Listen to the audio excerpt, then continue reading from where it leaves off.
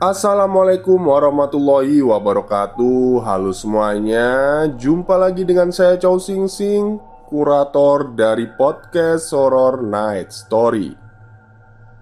Halo, apa kabar semuanya? Semoga kalian semua sehat-sehat ya.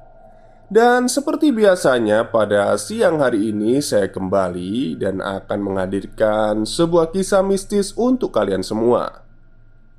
Sebuah kisah mistis kali ini saya datangkan dari Mas Bri Story dari tweet Twitternya. Ya, tentang masa kecilnya Mas Bri lah ya, saat waktu masih SD. Oke, seperti apa kisahnya? Mari kita simak.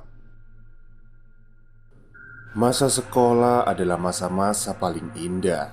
Beragam pengalaman seru kita alami seperjalanannya, termasuk pengalaman seram di dalamnya. Malam ini gue akan cerita pengalaman pribadi kejadian waktu SD. Simak di sini di Bri Story. Kejadian ini sudah lama, tapi gue masih sangat ingat detailnya. Terjadi ketika masih SD. Kejadian seram yang terjadi di gedung sekolah. Seperti yang sudah sering kali dibilang, kalau gue lahir dan besar di kota Cilegon, Banten, termasuk daerah paling ujung barat Pulau Jawa. Di Cilegon ini mental gue banyak ditempa dalam segala hal, termasuk mistis dan perhantuan. Tumbuh kembang banyak dihiasi dengan peristiwa-peristiwa yang sangat susah untuk masuk di logika. Aneh, terlalu banyak keanehan, tapi begitu adanya, nggak kurang nggak lebih. Salah satu yang peristiwa yang akan gue ceritakan malam ini adalah gue sekolah di sekolah dasar yang bisa dibilang salah satu sekolah unggulan di Cilegon. Mungkin bisa juga dibilang sekolah anak pejabat atau petinggi perusahaan. Walaupun keluarga gue bukan termasuk keluarga pejabat, biasa saja. SD gue ini waktu itu masih memiliki lahan yang sangat luas dengan berbagai macam fasilitas. Dari fasilitas olahraga sampai kesenian, nyaris semuanya ada. Kalau fasilitas kesenian, sekolah punya beragam alat musik, dari yang modern sampai yang tradisional. Alat musik tradisional yang kami miliki adalah kulintang, angklung, dan gamelan Jawa. Nah, kisah gue malam ini akan membahas tentang alat musik tradisional yang ada di sekolah, yaitu gamelan Jawa. Sekolah memiliki bukan hanya satu atau dua alat musik gamelan, tapi satu set lengkap. Dari gendang kecil dan yang besar, bonang, kenong, gong kecil sampai yang besar banget, semuanya ada. Mohon dikoreksi kalau gue salah menyebutkan nama-namanya. Gue baru tahu kalau sekolah punya alat gamelan itu kalau nggak salah ketika sudah kelas 4. Kenapa begitu? Karena sekolah gue ini bentuknya bukan satu gedung besar sendiri yang semua kelas-kelasnya jadi satu dalam satu gedung. Nggak gitu. Tapi setiap kelas letaknya itu terpisah-pisah. Jadi seperti perumahan dalam satu komplek. Paham ya? Nah, mungkin karena posisi ruang kelas 1, 2, dan 3 itu agak jauh dari ruang guru, jadinya gue sangat jarang lewat atau malah masuk ke ruang guru. Lah, hubungannya apa sama ruang guru? Karena alat musik gamelan ini tempatnya berada di dalam ruangan yang letaknya ada di belakang ruang guru. Jadi kalau mau masuk ke ruang gamelan harus lewat ruang guru dulu. Begitulah. Setelah kelas 4 baru gue sadar kalau ternyata sekolah punya alat musik gamelan. Karena letak ruang kelas 4 itu sudah berada agak jauh dari gerbang sekolah. Kalau mau ke ruang kelas kami harus lewat depan ruang guru dulu. Itu juga karena ada pentas seni yang menampilkan pertunjukan gamelan yang dimainkan oleh kakak kelas. Yang akhirnya gue tahu kalau ada alat musik gamelan di sekolah. Sampai akhirnya seiring berjalannya waktu, gue mengalami kejadian seram terkait dengan alat musik gamelan ini. Gue termasuk anak yang rajin. Kalau dulu sekolah masuk jam 7.15, gue sudah sampai di sekolah jam setengah 7. Ya sekitar itulah. Intinya gue adalah seringkali jadi murid pertama yang sampai di sekolah. Ini valid. Ya karena sering datang pertama itulah, jadinya ketika gue datang ke sekolah masih kosong. Benar-benar kosong keadaan sekolah. Hanya sesekali terlihat Pak Pur, penjaga sekolah, yang sedang menyapu. Selebihnya ya belum ada siapa-siapa. Sampai pada suatu hari, ketika masih kelas 4, ada kejadian aneh yang gue alami. Waktu itu seperti biasa, ketika sampai di sekolah masih sangat sepi, kosong. Pasti banyak dari kita yang sering merasakan suasana di gedung atau lingkungan sekolah yang kosong, sepinya beda. Sisa-sisa hening dan gelapnya sekolah ketika malam masih terasa. Dengan tas gendong di punggung lengkap dengan termos air minum, gue berjalan semangat dari gerbang menuju lingkungan ruang kelas. Masih merasakan sejuknya udara pagi. Hamparan embun menempel akrab dengan hijaunya rumput luas lapangan olahraga. Sinar mentari masih berbentuk garis-garis warna cerah menembus celah pepohonan. Perjalanan yang nyaris 1 jam berjalan kaki dari rumah membuat setiap harinya gue akan langsung menuju ruang kelas untuk menaruh tas dan istirahat sebentar. Perjalanan dari gerbang menuju ruang kelas, gue harus melewati banyak ruang kelas terlebih dahulu. Lewat di depannya. Dari ruang kelas 1, kelas 2, kelas 3, baru setelah itu sampai di depan ruang guru. Cukup jauh lah jarak yang harus ditempuh. Dan ya itu tadi, semua kelas yang gue lewati nyaris setiap ketika gue lewat pasti masih kosong. Sampai akhirnya gue sampai di depan ruang guru. Ruang guru besar memanjang. Pintu dan dinding depannya berbahan kaca. Jadi kalau tirainya nggak ditutup, gue bisa lihat di dalamnya. Waktu itu ruang guru masih dalam keadaan gelap, namun tirainya sudah terbuka. Gue yang berjalan melintas di depannya jadi bisa melirik ke dalam. Langkah kaki masih terus berjalan menuju ruang kelas gue, kelas 4A. Sampai akhirnya sepi dan kosongnya suasana ada yang menarik perhatian. Gue nggak melihat apa-apa, tapi gue mendengar sesuatu. Langkah jadi melambat mendengar suara itu. Suara gamelan. Gue mendengar ada suara gamelan. Ada yang sedang memainkan alat gamelan. Waktu itu gue sudah tahu kalau di belakang ruang guru ada ruangan lain yang isinya adalah semua alat musik tradisional, termasuk set lengkap alat gamelan. Yang gue dengar bukan lantunan musik gamelan dengan banyak alat yang dimainkan, tapi hanya satu alat yang berbunyi, yaitu bonang. Yang nggak tahu bonang silahkan googling aja. Bonang itu sekumpulan gong kecil yang diletakkan secara horizontal di dalam bingkai kayu, lebar 1 atau 2 baris. Bonang ini bunyinya tung tang ya seperti itulah kira-kira. Yang gue dengar waktu itu juga begitu.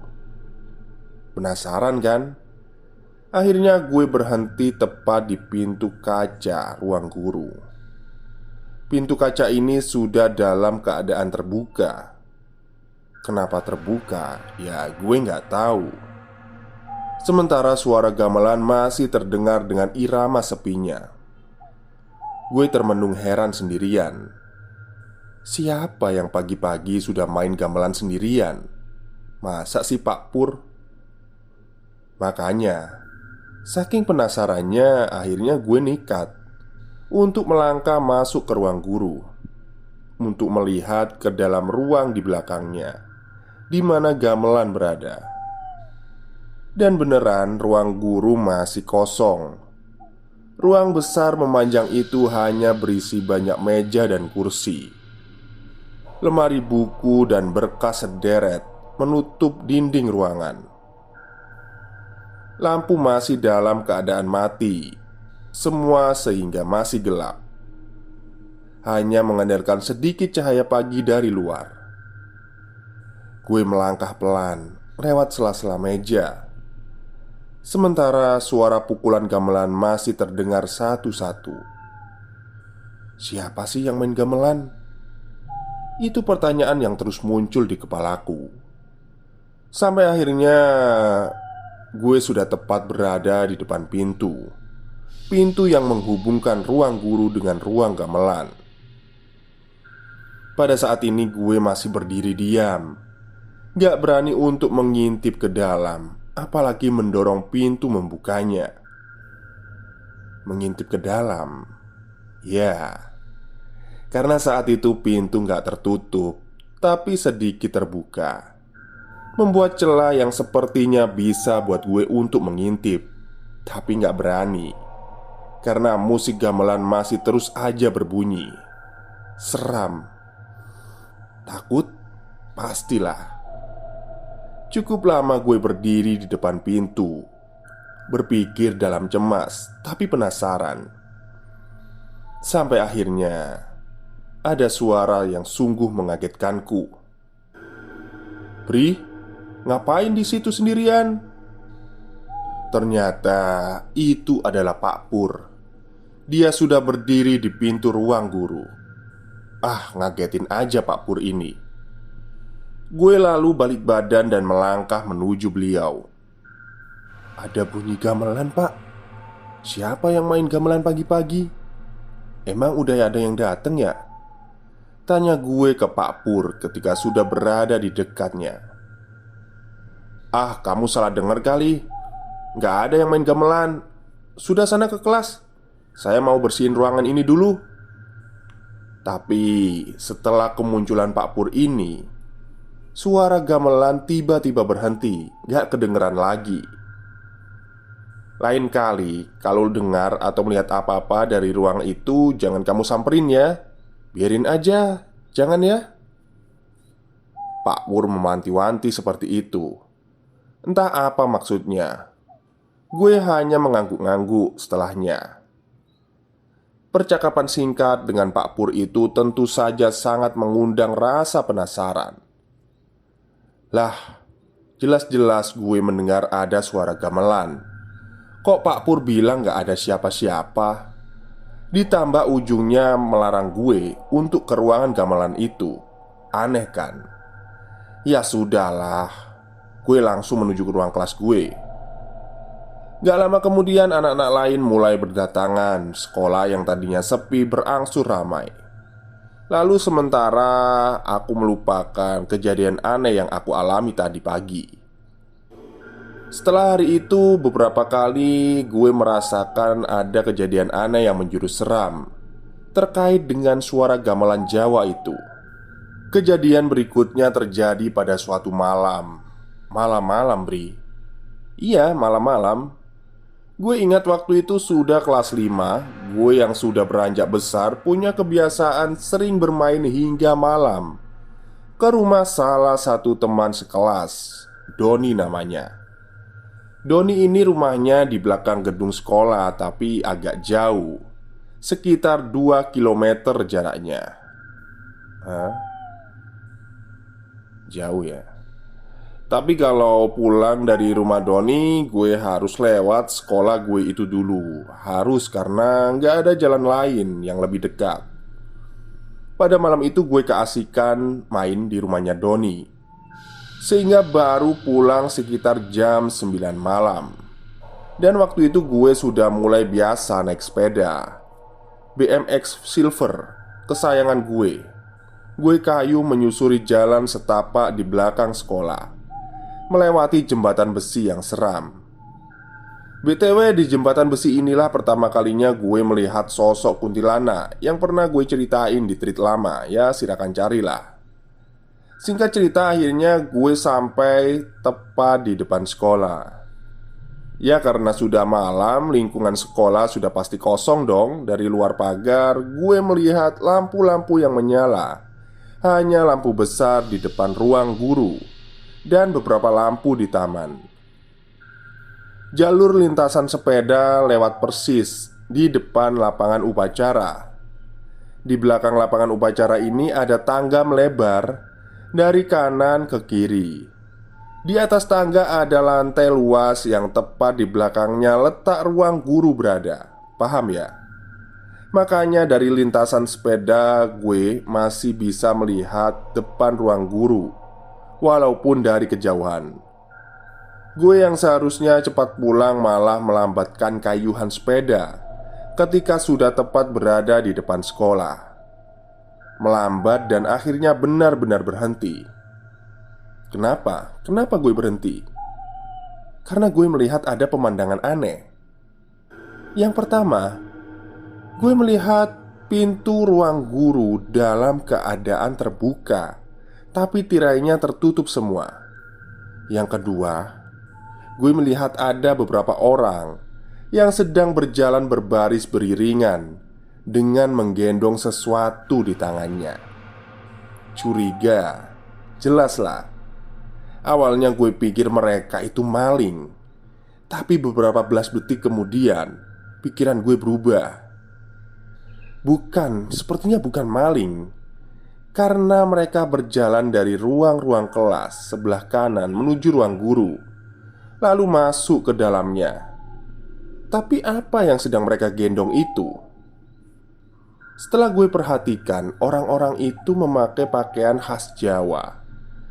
Yang laki-laki mengenakan kain dan baju Jawa lengkap dengan belangkon. Sementara ada satu perempuan mengenakan kebaya lengkap dengan sanggulnya. Nah, beberapa orang yang laki-laki menggendong alat gamelan. Mereka melangkah pelan berbaris lalu masuk satu persatu ke ruang guru, sampai akhirnya masuk semua. Penasaranlah gue. Akhirnya gue sandarin sepeda di pagar. Lalu gue melangkah masuk ke lingkungan sekolah menuju ruang guru. Gelap. Sebagian besar halaman sekolah sangat gelap.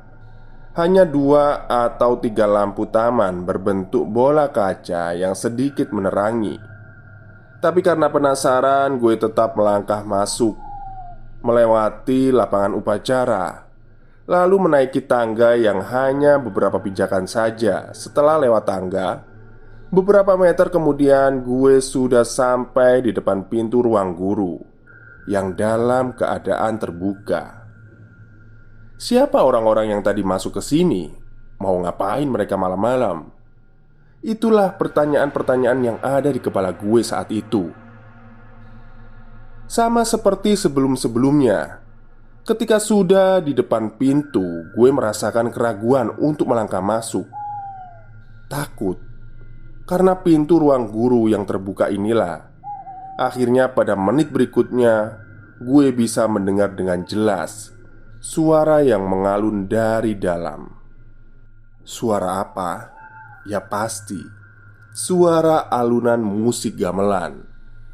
Kali ini bukan hanya satu instrumen, tapi banyak alat musik yang dimainkan, bermain dengan nada seirama, bersatu jadi simfoni musik Jawa nan indah. Gue terpesona mendengarnya, ditambah suara nyanyian tembang Jawa mengiringi.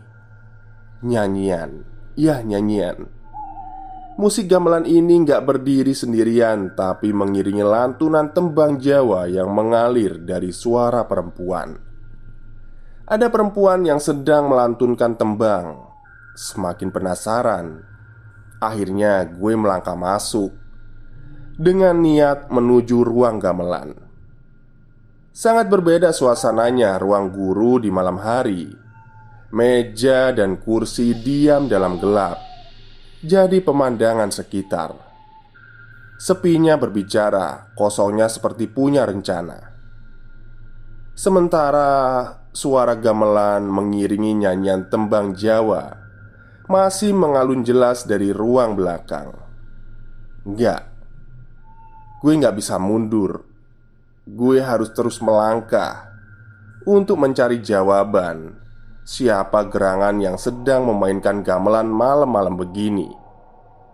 Sampai akhirnya langkah terhenti ketika sudah tepat berada di depan pintu. Pintu yang menghubungkan ruang guru dan ruang di mana gamelan berada. Lagi-lagi pintunya dalam keadaan terbuka. Walaupun gak lebar, tapi dari celahnya gue dapat melihat kalau ruangan itu gak gelap sepenuhnya. Tapi ada lampu yang sepertinya menyala walaupun redup. Terus, suara gamelan dan nyanyian masih terus terdengar. Sudah kepalang tanggung, gue harus mendorong pintu agar terbuka lebar, sehingga bisa melihat dengan jelas apa yang ada di dalam. Perlahan gue mendorong pintu. Lalu celahnya semakin lebar dan lebar. Beberapa belas detik kemudian, pintu terbuka sepenuhnya. Saat inilah gue dapat melihat semuanya. Benar perkiraan gue. Ruang gamelan gak sepenuhnya gelap. Ada satu lampu menyala di ujung ruangan sebelah kanan, masih redup. Tapi gue bisa melihat hampir seluruh sudut ruangan. Musik gamelan dan nyanyian masih ada. Ya, masih ada. Malah lebih jelas kedengarannya. Lalu gue melangkah lagi beberapa, sampai akhirnya berada tepat di pintu. Dari sini lebih bisa lagi gue melihat semuanya. Semuanya. Pintu berada di tengah. Di sebelah kanan ada deretan kursi yang diperuntukkan bagi penonton untuk duduk menyaksikan pertunjukan di atas panggung. Panggungnya di mana? Panggungnya berada di sebelah kiri, di depan deretan kursi tadi. Panggung permanen yang gak terlalu tinggi, paling hanya setengah meter. Tapi di atasnya punya cukup ruang menyediakan tempat bagi semua alat musik gamelan. Benar, semua gamelan dari yang bentuknya kecil sampai yang besar letaknya di atas panggung itu.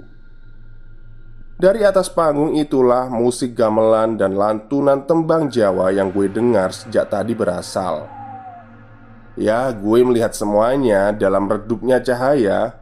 Gue melihat semua instrumen gamelan bergerak-gerak dengan sendirinya, bergoyang-goyang, layaknya ada yang memukul sampai menghasilkan musik. Padahal sama sekali gak ada orang yang sedang memainkannya. Gue hanya diam, terpaku melihat itu semua. Gamelan berbunyi memainkan musik dengan sendirinya. Lalu, dari tadi terdengar suara perempuan sedang bernyanyi. Siapa yang menyanyi? Setelah gue benar-benar memperhatikan, di ujung ruangan, di belakang deretan gamelan, berdiri dalam gelap seorang perempuan berkebaya lengkap dengan sanggulnya. Perempuan inilah yang sedang melantunkan tembang Jawa. Sungguh pemandangan yang sangat menyeramkan. Seketika itu juga gue seperti tersadar. Lalu ketakutan menyeruak isi kepala. Perlahan melangkah mundur, sambil terus diiringi lantunan gamelan tembang Jawa. Cepat-cepat melangkah menuju pintu keluar. Ingin pergi lalu menjauh dari sini. Lega, karena akhirnya sampai juga di luar. Lalu menuruni tangga menuju gerbang. Tapi tiba-tiba, Bri, gue langsung menoleh ke asal suara. Ternyata Pak Pur. Dia berdiri di halaman sekolah dengan lampu senter di tangannya. "Ngapain kamu malam-malam di sini?" tanya Pak Pur. Saya baru pulang dari rumahnya Doni, Pak," jawabku. "Terus Tadi lihat ada orang masuk ke ruang guru. Terus kamu dengar suara gamelan?" "Iya pak, kan saya sudah bilang jangan penasaran sama gamelan. Sudah sana kamu pulang, sudah malam." Gak lama-lama akhirnya gue bener pulang, mengayuh sepeda cepat-cepat supaya akhirnya sampai di rumah. Sekian cerita untuk malam ini. Semoga bisa mengobati kekangenan dari cerita. Sampai jumpa di cerita-cerita gue berikutnya. Tetap sehat supaya bisa terus merinding bareng. Salam Bri. Oke, itulah cerita masa kecilnya Mas Bri ya, waktu SD, saat mendengar ada suara gamelan di sekolahnya. Jadi kalau saya jadi Mas Bri ya, mungkin gak penasaran ya saat lewat sekolah ada suara seperti itu ya langsung pulang aja. Tapi ya nggak tahu lah, yang namanya Mas Bri kan mungkin pemberani ya orangnya, jadi penasarannya itu tinggi. Tapi kalau Mas Bri nggak datengin itu suara, yang nggak ada cerita ini. Oke, mungkin itu saja untuk siang hari ini. Saya mohon maaf bila ada kesalahan dalam bercerita. Selamat siang dan selamat beristirahat.